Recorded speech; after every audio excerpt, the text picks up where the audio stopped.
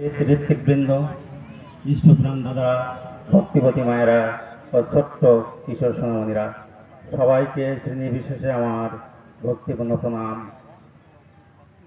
স্নেহ ভালোবাসা এবং সবাইকে আনন্দিত জয়গুরু। আজকে এখন চলছে চিকিৎসক সম্মেলন। এই চিকিৎসক সম্মেলনের আলোচ্য বিষয় আপনারা ইতিমধ্যে শুনেছেন। বিষয়টা হচ্ছে যে মনটা দুষ্ট হলেই জানিস রোগের আতাল হয়, এইটাকে তুই এড়িয়ে চলিস কর্মী বেঁধে যায়। এই অংশটা মানসিক সদাচারের একটা অংশ, শ্রী শ্রী ঠাকুর নির্দেশিত। তো এইটার উপর আলোচনা করতে গেলেই সদাচার সম্পর্কে কিছু আলোচনা না করলে হয় না। সদাচার শব্দটা আসছে সৎ প্লাস আচার। সৎ শব্দটা আসছে অস ধাতু থেকে, আর সৎ শব্দের অর্থ ইষ্ট বা ভগবান। তো ইষ্টকর্তৃক প্রদত্ত যে আচার বা আচরণ, যেটা মেনে চলে বা প্রতিপাদিত করলে আমরা জীবন বৃদ্ধির পথে অগ্রসর হতে পারি, সেই আচরণই হচ্ছে সদাচার। সদাচার সাধারণত তিন প্রকার: দৈহিক সদাচার, মানসিক সদাচার এবং আত্মিক সদাচার। দৈহিক সদাচার, দেহটা হচ্ছে স্থূল, দেহটাকে সুস্থতা রাখতে গেলে এই দৈহিক সদাচার প্রয়োজন। দৈহিক সদাচার মানে ঠাকুরের যে নিয়ম নীতি আছে যেগুলো মেনে চলা, অর্থাৎ আটটু যদি বাংলা ভেঙে বলি, মানে পরিষ্কার পরিচ্ছন্ন জীবনযাপন করা। এইগুলোর সাথে কিন্তু অনেক রোগ ব্যাধি অসুখ বিসুখের সংস্পর্শ আছে। এমন অনেক অনেক রোগ আছে, যেমন বিভিন্ন রকমের viral disease, influenza virus, corona virus, chicken pox virus, ring of infection, infected eczema, এই জাতীয় অনেক রকম রোগ, যেগুলো এই রোগীদের সংস্পর্শে আসলে একজনের থেকে আরেকজনের সংক্রামিত হয়, একজনের সংস্পর্শ থেকে আরেকজনকে হয়ে যায়। তাই ঠাকুর বললেন, স্পর্শ দোষে বীজাণু দেয়, সংসারতে মন, এইটা বুঝে চলিস ফিরিস, বুঝলি সাক্ষণ। তিনি আরো বললেন, পরের জামা কাপড় পরা, বিছানা বালিশে শোয়া, বেদির বিভাগ দুধটাকে কুড়িয়ে সরিয়ে আনা। তাই আমাদেরকে পরের জামা কাপড় গামছা ব্যবহার করা ঠিক হবে না, বিছানা পত্রে প্রদান করা ঠিক হবে না। আমাদেরকে আরো একটা কথা, যে এক পাত্রের বিষয়ে অনেকে যে আহার করা হয়, এটা থেকে একজনের রোগ অন্যজনের ভিতরে সংক্রামিত হতে পারে। যেমন টাইফয়েড রোগের জীবাণু, যেটা অরফেকা দুটো হয়, কলেরা, তারপরে বিভিন্ন রকম ভাইরাল ডিজিজ, তারপরে বিভিন্ন রকমের কৃমি রোগগুলো এই খাদ্যের মাধ্যমে অরফেকা রোগে, অর্থাৎ একজনের থেকে আরেকজনের সংক্রামিত হতে পারে। তাই পায়খানা করার পরে কিন্তু হাতে সাবান দিয়ে দিতে হবে, আর তা না হলে ছাই দিয়ে অন্তত দিতে হবে। তা নাহলে হাতের এই রেখার ভিতরে, ওই ক্রিজের ভিতরে জীবাণুগুলো লেগে থাকে এবং এগুলো একজনের থেকে একজনের সংক্রামিত হয়। বিশেষ করে যে খাবারগুলো আমরা কাঁচা খাই, যেমন টমেটো, শসা, খাই, কাঁচা ঝাল, যেগুলো আমরা সাধারণত কাঁচা খাই, সেইগুলো কিন্তু এইভাবে এই স্পর্শ হাতের মাধ্যমে একজনের থেকে একজনের সরিয়ে দিতে পারে। তাই পরিষ্কার পরিচ্ছন্ন জীবনযাপন এটা খুবই প্রয়োজন। অনেক হতদরিদ্র পরিবার যারা বোঝে না পরিষ্কার পরিচ্ছন্নতা, এরা অনেক মায়েরা আছে যাদের রান্না বান্না, খাওয়া দাওয়া খুবই অপরিচ্ছন্ন পরিবেশের মধ্যে দিয়ে হয়, যাদের দীক্ষা নেই, শিক্ষা নেই, পূজা নেই, পার্বণ নেই, পরিষ্কার পরিচ্ছন্নতার কোনো কিছু লেশমাত্র নেই। তাই ঠাকুর বললেন, সদাচারী নয় প্রযোজন, ইষ্টবীর রয়, পান আহার তার হাতে বীজ বহনী হয়। তার হাত দিয়ে খাওয়া দাওয়া করলে অর্ধ বিশ্বাস সমান হয়, কারণ ওই খাবারের মধ্যে যে অনেক রোগ জীবনে চলে যাচ্ছে একজনের থেকে আরেকজনে। তাই তিনি আরো বললেন, দাঁড়িয়ে প্রস্রাব, দাঁড়িয়ে পায়খানা এটা করা ঠিক না, এতে স্নায়বিক দুর্বলতা আনয়ন করে, কৃতিত্ব আনয়ন করে। এইভাবে আরো অনেক কথা আছে যেগুলো দৈহিক সদাচারের অন্তর্ভুক্ত।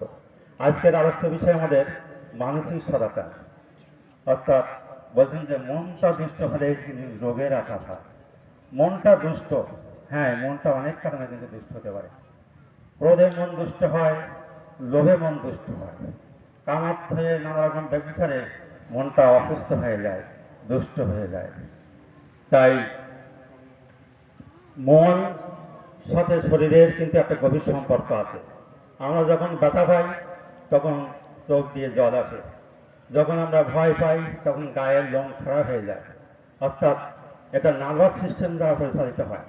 মন এবং শরীরের ঘনিষ্ঠ সম্পর্ক আছে, তাই মনটা সুস্থ রাখতেই হবে। মনের সুস্থতা না থাকলে শরীরও সুস্থ থাকে না। মন শরীরকে প্রভাবিত করে। তাই এই বিষয়ে ডাক্তার বিধানচন্দ্র রায়ের একটা মজার গল্প আছে। ডাক্তার বিধানচন্দ্র রায় কলিকাতা শহরে একজন নামকরা নামী ডাক্তার। তিনি খুবই খ্যাতি অর্জন করেছেন।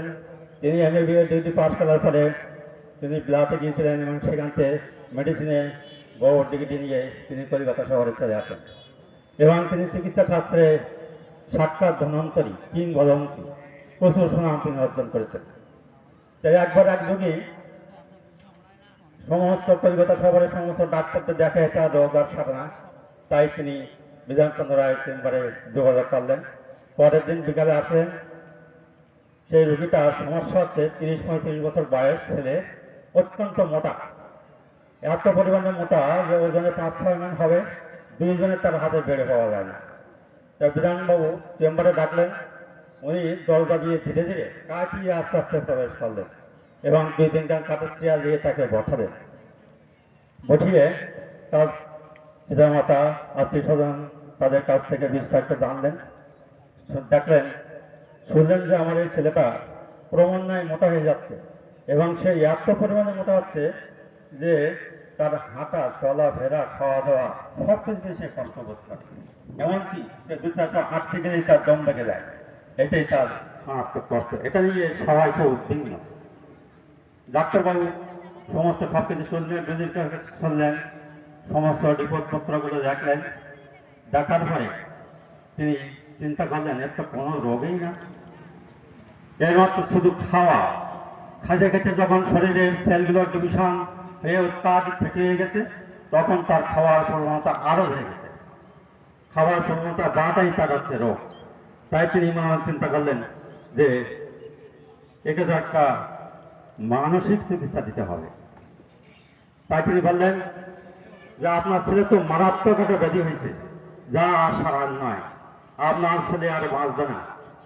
আমি দেখছি সে আর 1.5 মাস পর্যন্ত বাঁচবে, এরপরে তার মৃত্যু অনিবার্য। তাই আপনারা রিপোর্টপত্র সহ রোগীকে নিয়ে বাসায় চলে যান। আত্মীয় স্বজন সভাপতি সবাইকে বলেন, সবাই আসুক, দেখুক এবং তার মনের ইচ্ছা মতো তাকে খেতে দেন এবং তার ইচ্ছা ইসলাম মেটান। এই কথা শুনে রোগী নিয়ে মনে কষ্টের সহিত, অনেক দুঃখের সহিত তারা বাড়ি চলে গেলেন। বাড়ি নিয়ে কথা মতো এভাবে চলতে থাকলেন। কিন্তু রোগী ফল পাকড় খাবার দাবার আগে যেভাবে খাচ্ছিল, এখন আর সেই খাওয়া নেই। ওই যে ডাক্তারবাবু মনের ভিতরে ভয় দিয়ে দিয়েছেন যে তার আর আয়ু নেই, সে 1.5 বছর বাঁচবে, এই মৃত্যু চিন্তায় তাকে খাওয়ারের রুচি থেকে তাকে বিমুখ করেছেন। তাই খাওয়ার দাওয়ার খাওয়া পেয়ে ছেড়ে দিয়েছে। আস্তে আস্তে রোগীর ওজন কমতে শুরু হয়েছে। 15 দিন পরে ডাক্তারবাবু চেম্বারে এসে সংবাদ দিলেন যে তার ওজন 10 কেজি কমে গেছে। তাও ঠিক আছে, আপনার যা বলছি ওইভাবে চলতে থাকুন এবং 1.5 মাস পরে নিয়ে আসবেন। 1.5 মাস পরে ওই রোগী সুস্থ হয়ে চলে আসলো বাবু চেম্বারে। আজ বলেন, ডাক্তারবাবু আপনি যে বলেছিলেন যে 1.5 মাস পর্যন্ত আয়ু আছে, 1.5 মাস পর সে আর বাঁচবে না, কিন্তু কই আমার রোগী তো সুস্থ, এখন আগে অনিশ্চয়ই সুস্থ এবং সে হেঁটেই তো আমরা চেম্বার চলে এসেছি। তো বলে, দেখেন এইটাই তো তার রোগ তো সম্পূর্ণ মানসিক রোগ। আমি তার মনের ভিতরে একটা মৃত্যু চিন্তা ঢুকিয়ে দিয়েছিলাম, তাই ওই মৃত্যুর ভয়ে সে তার খাওয়া দাওয়া আস্তে আস্তে ছেড়ে দিয়েছে এবং সে আস্তে আস্তে শুকায় গেছে এবং নর্মাল হয়ে গেছে। তাই এই মনের রোগেই হলো আসল রোগ। ঠাকুর অনুকূলচন্দ্র এক সময় চিকিৎসা বিজ্ঞানে উনি অর্থাৎ হোমিওপ্যাথি চিকিৎসা করতেন। তাই তিনি জানেন, তাই তিনি বলতেন যে রোগের উৎস যে শরীর আর ব্যাধির মূল কারণ হলো মন। তাই তিনি বলছিলেন যে মনটা দুষ্ট হলেই রোগের আকাল হয়। তাই আমাদের সর্বপ্রথম শরীরকে নিরোগ করতে গেলে, মনটাকে ভালো করতে গেলে আমাদের দুর্বলতা রাখলে হবে না, আমাদেরকে সাহসী হতে হবে। এই দুর্বলতা সম্পর্কে ঠাকুর অনুকূলচন্দ্র তার সত্যানুসরণ বই দিয়ে বলে গেছেন।